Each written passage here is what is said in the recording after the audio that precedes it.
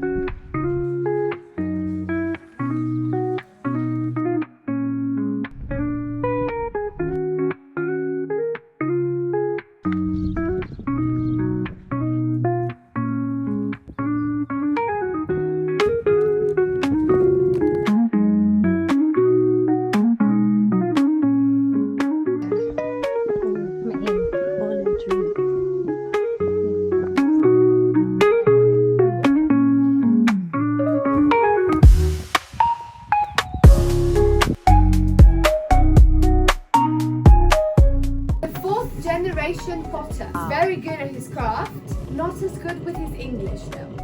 Don't tell him that. What he will be making for us here is traditional and local only here in Naxos, and it's called sfuni. And this technique is called raku. And this is what he's making now. He's using, this is white clay that he's using now. Now he will add a few designs on it. These little designs also help to maintain the elasticity of the clay. And this is ready now.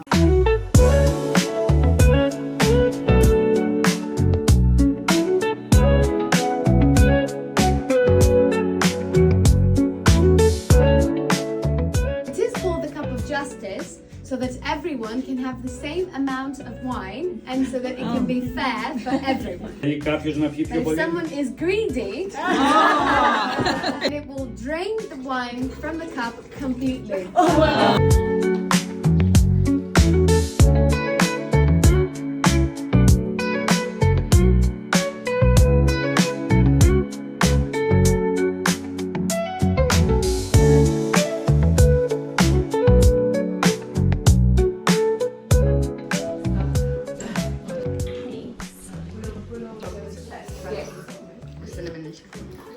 Yeah, it's good.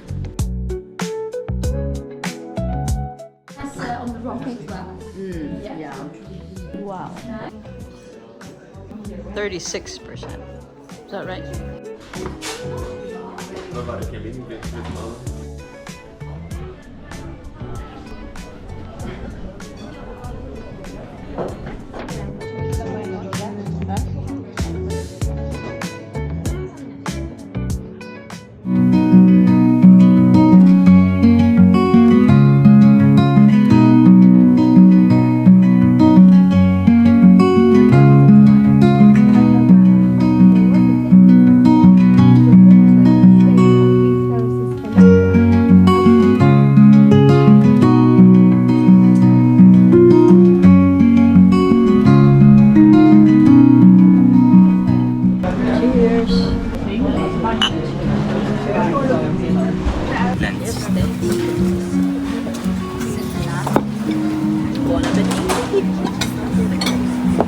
Pork sigla.